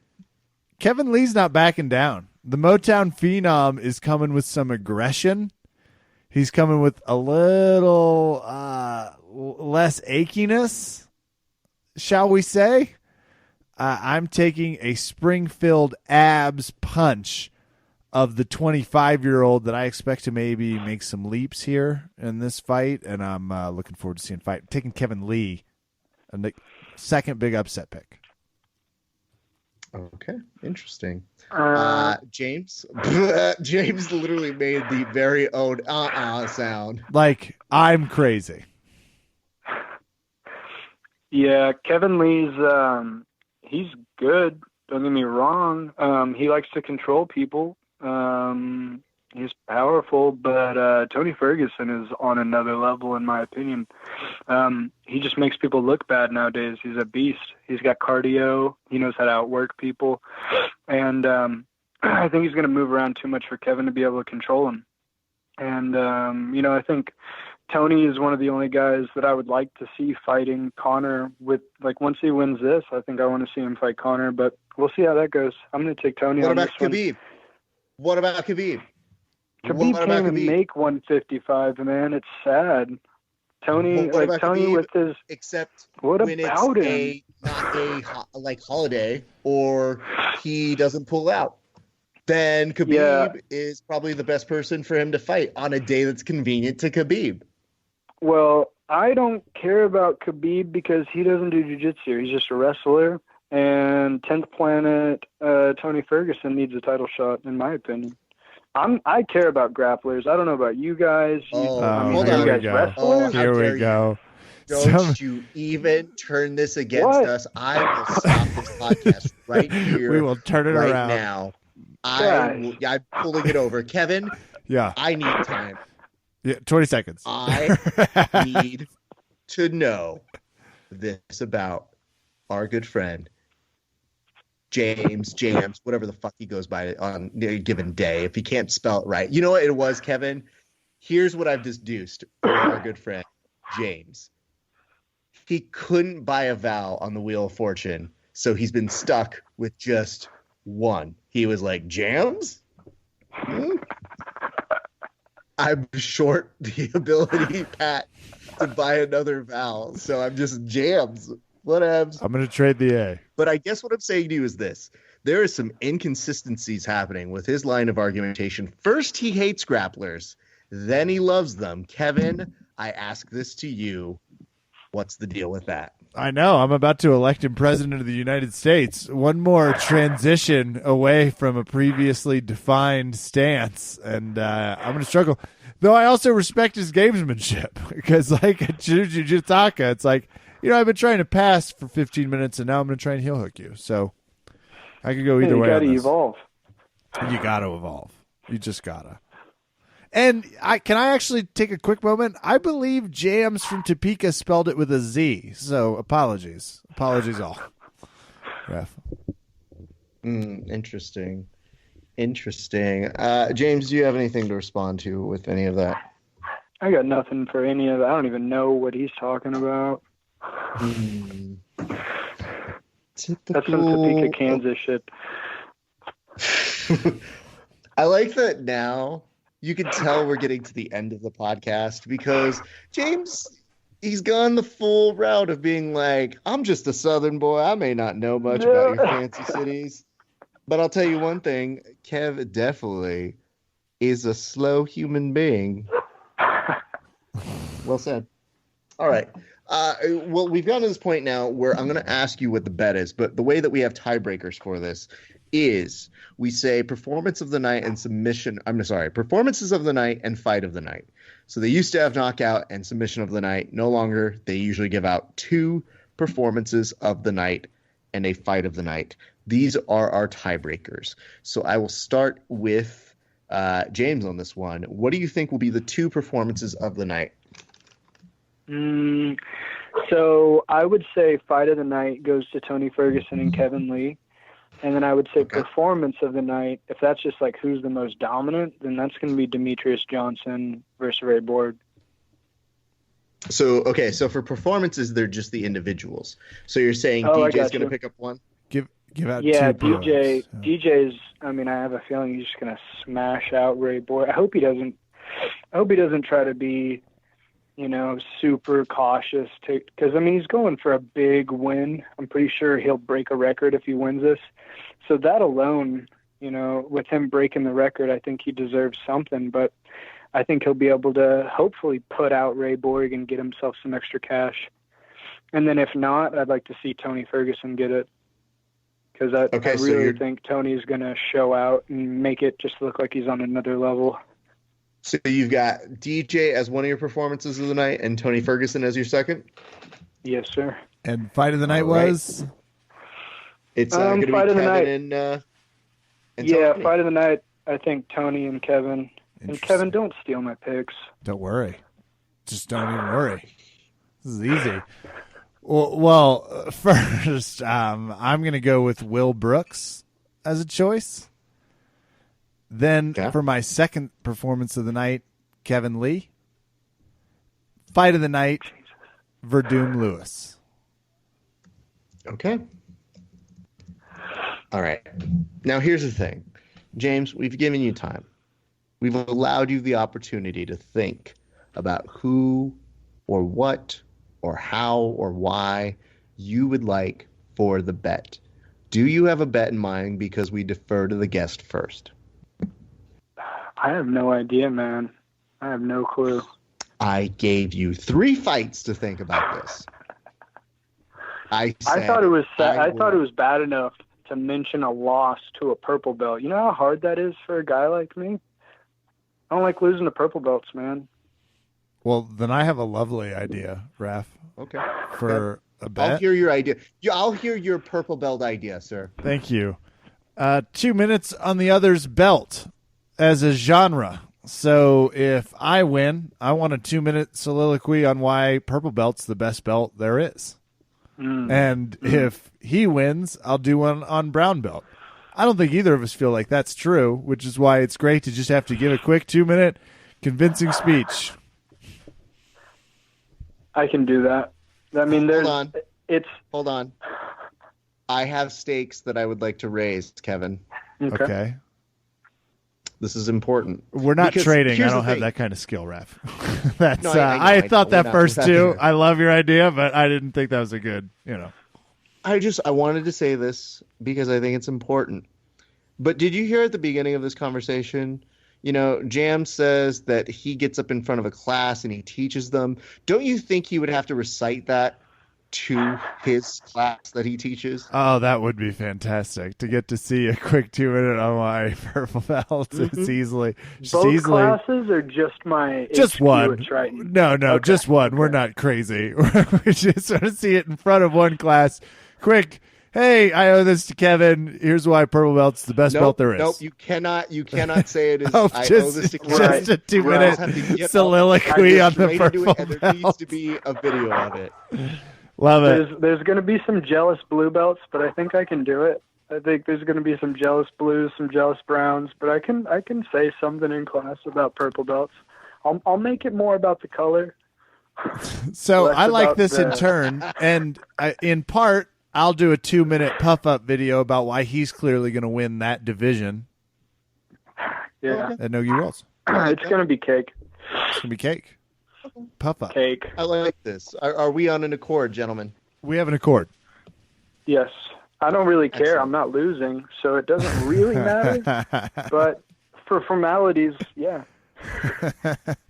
I mean, I'm just saying, the fact that we could hear the shock and the awe in your voice when Kevin and I mentioned the idea of you having to say this in front of your class, and the first thought in your brain was, well, the blue belts. Oh, geez, the blue belts aren't going to like me today. Yeah. They They are a don't like when I dangerous show group. favoritism. They're dangerous. They're sensitive and they're dangerous as a group. Well, James, I don't like how much I enjoy your company. Not for someone that had to play you aggressively in over-under. I look forward to talking to you again post my victory. Yes. Yeah. James, just to clarify, what we do as an extension of this is next week about this time, we would love it if you would come back, watch the fights, tell us what you thought about the fights, and we will reveal on air who won this installment of Over Under Kevin. Yeah, sounds good. All right, great. And just in case people want to, either follow along with your shindigs or pay for you to come on out to Worlds for whatever reason, And they or do. want to get or seminars or privates, which you weirdly started when you were a blue belt, but whatever. Because people asked, it's so crazy to me. People have always been like, Well, stay there away was from me with your one- tips.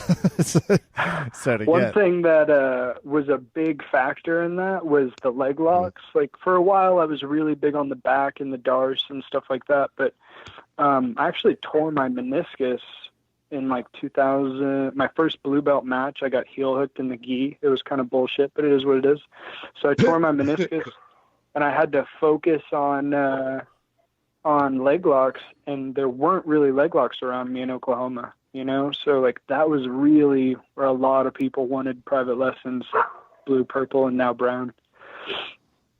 Now, I know you mock the heel hooks in the gi, but it's what Helio would have wanted. Happy birthday. Oh, I have no problem with it, but in competition, it was kind of cheap. I mean, I won the match, but I didn't know what was happening, and in the gi, I'd never experienced a heel hook, and it was illegal, but the ref didn't see it. It is what it is. He popped my knee like 10 times, and then I won the match. But if winning was easy, James, losers like Kevin would do it all the time. I was just going to say, speaking of which, we're like kismet. That did happen to me in live training, not a competition scene. And you know what? I did tap. So Oh, well, yeah, see? That's the difference between still you and lost me. a meniscus to it. Definitely didn't win. No one won. So and you were Yeah. right on the money when you say Kevin seems like one of those people. That is 100% true. Kev does not discriminate in Dutch gi for heel hook or no heel hook. So, just saying. it was an old school well, gym. let's do this. We trained it all. Well, if people are looking to get a hold of you, where can they do that, sir? Yeah, again, at Facebook, Jams, Partridge, not James, but Jams, Jams, and then Partridge spelled Partridge, Partridge. And yeah, just shoot me a message. That'd probably be the best way to do it. Found him super easy. Fantastic. So Jams Kevin Partridge. Jams Partridge. or Ridge Yes. Part. If you give him a few minutes to pick, he'll switch right around. A lot of people seem to call me Partridge. I don't see how they get that, but it's been happening a lot. Oklahoma is usually how they get that. It's the Oklahoma education system. I thought the R Not that was I'm optional. It's not. No, You have these to are put it people- in. These are people outside of Oklahoma. Everybody here knows me. Everybody. Humble Sorry, brag. I didn't know Everybody. you were Oklahoma famous. I'm just internet famous, which is not at all anything different. Hey, listen, James, on a very real note, you're a very nice person. You always have super funny insights, and you're somebody who's I'm not going to say and put you on blast, but you had a vacation out here and you didn't come up and train. So, Man, I just want our viewers to know that. That's all. I travel around with the wife, and sometimes she lets me go train places, and sometimes she's like, it's not about training today, it's about me. I really hate having balance because I want to be the best in the world, but I am married now, so I have to try to figure out how to be a good husband. It's weird. But with that, do you mind if I say thank you to a few people while I'm on?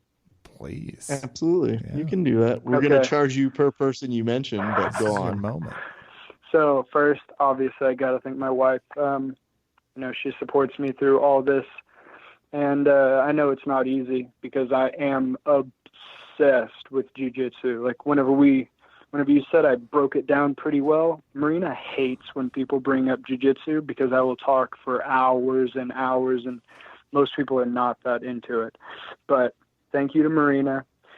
And then, I made that post today, so thank you for having me on. And on that post, I got to thank Beau Montier from Alvarez. He's going to go ahead and donate $100. Omar French from Omar French BJJ. He's going to give me some money as well. Thomas Williams from Balanced Bodies. Christian Durr of Clinch. Jeremy Vargas of Remy Chop Shop. Paul Harjo. And Jeremy Andrews. He's actually going to pay for my whole plane ticket. No way. Hooking it up. And Wait, then why are thank we you to helping everybody at you? Triton Fight Center. Thank you to all my teammates and everybody in the Nogi squad. And I'm also trying to look for a Fight to Win Pro Denver title match at Brown Belt. If I can find the right dance partner, Seth and I are talking about it. In Denver, one of you my say? teammates, Hunter Colvin. What's up? In Denver, you say? Yeah, I love it up there in Denver. I travel there pretty frequently, and I want to get the title shot up there. We just don't quite know who to match me up with yet, so it might not happen, but I'm hopeful. My teammate Hunter Colvin, we're trying to also get him up there so he can defend his title. He just won the 185 brown belt no-gi title here in Tulsa, and hoping that we can get him out there on that card and get me out there on that card as well. So we shall Well, that'd see. be fun. That would And be for the- whatever reason, Kevin and I might be in the same vicinity around that time for some strange reason. Legit. I don't know what. Kev, what do you think it would be? What's the thing that brings us together? The passion for living in Denver. You just like to visit it. No. The 5 year of the podcast. might Yeah, be the- there's a possibility. We'll see. So, Anyway, we don't want to get too Maybe much I'll into see that. you guys children. out there. yeah. Probably not. Probably good chance we won't be in your path. Anyway, listen, James, we look forward to seeing you back on the show next week. If you guys want to get in contact with him, very, very good knowledge and execution of jiu-jitsu and a good friend of ours. So thank you very much, sir. We enjoyed having you on. Thank you guys. Thank you guys a lot.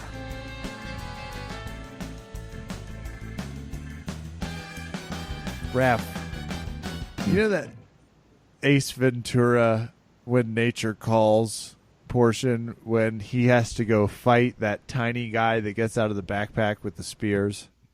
Yes. Okay, that's how I think it would go if I had to fight James Partridge. I think I would get out all like, got this, and then very quickly be like, it's staring at my leg because I don't know where he went or what happened. But that It would be a lot of attacks to your leg that you would be very confused as to what to do. That sounds like exactly what happened in When Nature Calls. I'm going to keep saying the title because people are like, I don't remember that movie. I feel good about the decision, and I feel like I've won the match. So this is mine. I think that's a little early. I don't think that's happened yet, man. I chose a lot of grapplers. I know that's not his style, but it's time for us to roll into the outskirts of 250. I want to thank you, sir, for some unbelievable interviews, some pretty exquisite, condescensional tones and faces. Though I kind of like Quidditch, which is a combination of that and Quidditch. And any combination of Quidditch and whatever is perfect for me. In fact, I don't think there was enough grappling in Harry Potter. There, I said it. I just could have used a scotch more grappling in the series. Ref, 250 episodes. We're on season 7. If this is an NBC sitcom in the 90s, we're rounding all the way to West Wing territory. It's season 10. Us in Caroline in the City. Everybody. That's it. It's just Law and Order, Criminal Minds, 17 other versions of Law and Order, and us. That's all it is left on the docket.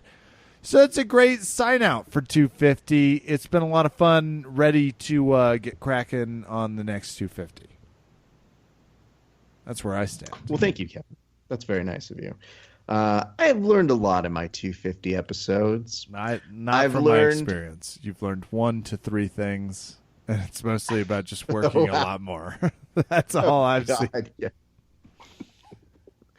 What are the other 2? You tell me what I've learned, Kevin. I can't. That memes are good, and putting your name on it's important. Otherwise, they get stolen.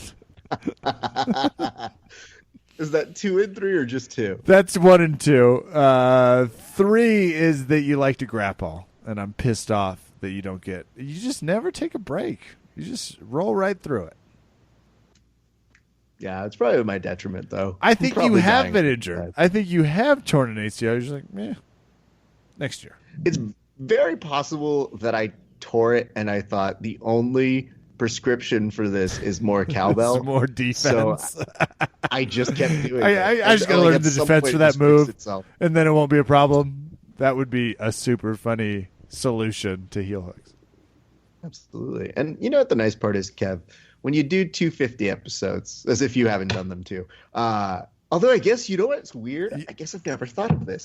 There are a couple episodes you're like 3 ahead. Yeah, I'm only at 247 or something. Shit, I don't think you can celebrate with me. I think only I can celebrate 250. Your achievement and your achievement alone.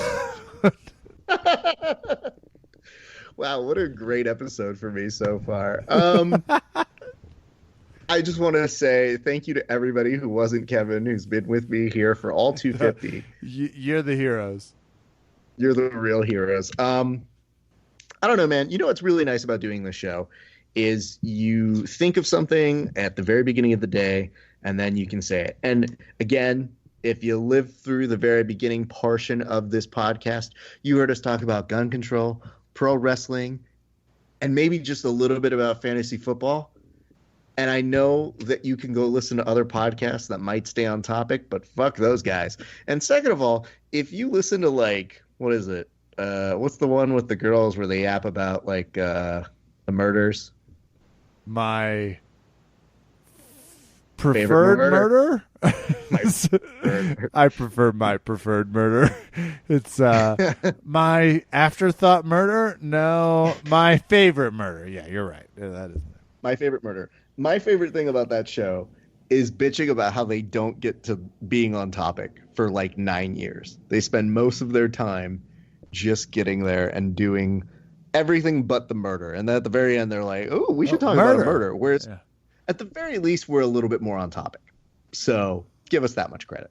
But you know what's always fun is checking in with Kevin every week and finding out what is new in his world. And when we get to do this, it is always a blast for us to combine both of our passions for grappling and talk with you guys, have a nice extended conversation that lasts on social media for Jesus. There are episodes that we did 5 years ago that people are just listening to now. 5 years. Yeah. We'll be like, hey, excuse me, Raph, what did you say in episode 6? And I'm like, I'm sorry, what? Kevin, did you know you were an asshole 5 years ago? It's like, to my defense, I did know that. Yes. And don't think that we don't have people message us and ask us to be accountable for things that happened on episodes 6 months ago, 9 months ago, 15 months ago. It happens. I don't blame them so much as I do blame our youthful bravado. Absolutely. And you know what, Kevin? We haven't aged a day since day one. Not by my count. Well, I mean, I essentially look the same. I'm timeless. You But do. I look like I'm like essentially the 6 same years, 7 years older. You look like you're 2 years younger. It's like, go fuck yourself. I don't like this at all. This is the beauty. I hit my peak real early as a kid. I have looked the exact same since I've been 13, only facial hair. But anyway, I guess what our thanks is, Kevin, are we thanking the people? And then do we get to shout outs? Is that how this works? Who else do we thank besides All right. the people? Thank you, yokels, for listening to us and making us who we are. And you're responsible when we suck, but you're also kind of responsible when we're great. So thanks. What's wrong with you? I mean, let's talk that out. Let's spend a little bit of time over the next week. Hashtag what's wrong with you? Verbal Tap turns 250. Either way, like, there's plenty. You're going to get a RAF mailer. That should confuse you. You're like, wait, there's print mail? We've ordered T-shirts. Everything's changing. Nothing's going to be the same. We're going corporate. Pepsi over everything, RAF. And neither of us are Pepsi people, but they decided to write a check, right? Good. No, that's not right. They were until they listened to an episode. So no lost Pepsi, but everybody still stay tuned. It's time. Hey, but you know a sponsor that never lets us down, Kevin? Who? KO Sports Gear. KO Sports Gear would never. They have the Magic Dragon gi. You can't let people down when you have a blazer for a gi. And here's the thing. You guys can get it at a good price. Kevin, how do they do that?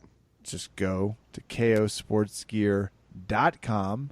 I'm actually staring currently at the link. Plug in Verbal Tap, get your discount. You can get a cheap, fantastic, well-designed gi that I have already washed. You're going to lose a little shrinkage. Just on the gi top, not on the gi punch. So I would say maybe order, like, if you're on the border, order a scotch higher. If you're not, you'll be fine. You already know who you are. But I think that's something to consider, and it's an easy, and we're not talking a lot of shrinkage, just a little bit in terms of I always dry the first time, get it out. Do us all a solid and like say the word shrinkage like 9 times less. You couldn't be more astute. Thanks for the feedback. See, at 250, I'm still learning too. But the fucking gi looks amazing. And it is extremely comfortable. And that's the part that those are, when I'm training, that's all I look for is first looks, second comfort. And you better get that order right.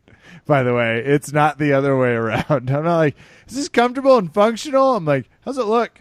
Perfect. I can't move. So if you said great, I would keep it on. But you said okay, so I'm going to change it. No, this is one that's going to look great and you can move, which is nice. I would wear a suit of armor, Raph, tomorrow if I thought people would be down. Wow. Hey, everybody, let's tone down the heel hooks by moving 15 miles an hour slower. It's not a terrible schema. It's time for some shout outs for us here at Verbal Tap MMA Comedy Podcast. I want to start. We've got Shanji coming in December. Will and Hannah are fighting at the Charlotte Open this weekend. IBJJF. Jubera Jiu-Jitsu's got a lot going on. Raph, real moment for me. Ashley Smashley is headed to KCBJJ. She's moving to Kansas. Wow. Yeah, and more so, she's decided to train with those fuckholes. Jason Bircher. Travis Conley. I mean, I guess if you're into people that succeed and train on a national stage, that's fun. But I'm not. Carlos, who's a secret assassin. I think she'll be fine, but at what cost? And that's her jiu-jitsu training. She's going to run What in. a send-off, by the way. I like making fun of her choice and everyone I know at KCBJJ, which there's at least 10 of them that listen per episode, give or take. Okay. Yeah, I was Good. talking shit on your instructor and one of your top black belts. You tell him I said it. You say Kevin Phillips, but more importantly, he was spurred on by Rafa Esparza. Mention that second part. Mostly Kevin Phillips. Mostly. And that's going to do it for me over on the Jubera KCBJJ side. Raf. Let us start with a shout out to the Los Angeles Jiu-Jitsu Club. LAJJC. So here's some great news, guys. Every morning at 8 a.m., we are working on a new thing each week. So this week over at the LA Jiu-Jitsu Club, we're working a little bit of wrestling. So what we're doing is for 30 minutes at the top of our 8 a.m. session, we work a little bit of wrestling. Next week, it's going to be something else. The following week, something else. It's all a part of a world camp that we are doing for no-gi that happens, I believe, sometime in December. So if you guys want to be a part of that, get in contact with myself or Eric Medina or Joey House. And by the way, if you guys really want good privates, hit up those two because I have noticed significant changes in my game thanks to both Eric and Joey. And Joey has been working specifically with me on a couple things. And one of my favorite things that you could do when you work with somebody is surprise them with the moves that they taught you. So Joey was like, "Ah, shit, where'd you learn this from?" And I was like, you idiot. He's like, "Oh, yeah." I'm not saying they're the sharpest tools in the shed, but they do help you get better at jiu-jitsu. So get excited for that. I also want to send a shout out to Valley Martial Arts Center. Mac.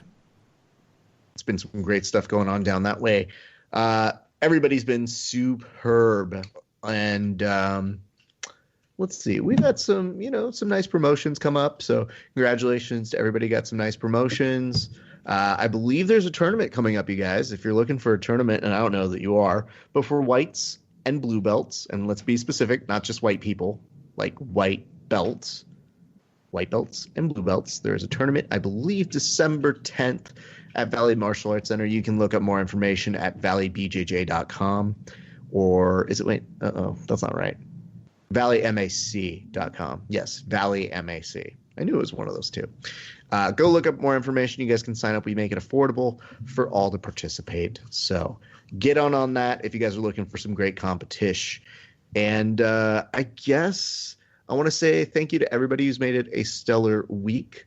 It was kind of weird not to have any jiu-jitsu or MMA happen over the weekend. I mean, we had some jiu-jitsu, Submission Underground and some other stuff. But we're happy to see some UFC. And then my flights and my stuff is starting to book up. And I'm not saying where I will or will not be, but there may be some appearances at some grappling events or two. And I have to say I'm very excited to see that Long Beach is getting the jiu-jitsu powerhouse known as ADCC come 2019, which, by the way, is pushing back a super fight between myself and Kevin. So, sorry, guys. Give and take. People are like, I don't give a shit at all. Wait, what? Oh, that's give and take? Okay. I will say, Kevin, the 20 listeners, that was really, really like, they're crushing their pens. God damn it. Angry. Hey, They're like, we'll could have see. had finality there. We'll see. But Kevin and I are only doing money fights now, so. If I stay healthy, I'll be at the trials. And I'm going to lose at them. But if I'm healthy, I'll be there. And I think that, my friends, is going to do it for me. That'll do it for us here tonight. Verbal Tap 250. I'm Kevin. Thank you for listening. Good night, and happy 250. Have a good 250. Sounds more sexual. No, I'm not going to. Oh, Jesus. Have a good 250. Are we at Christmas? Is it? Have yourself a merry 250. Now we're Okay. Time.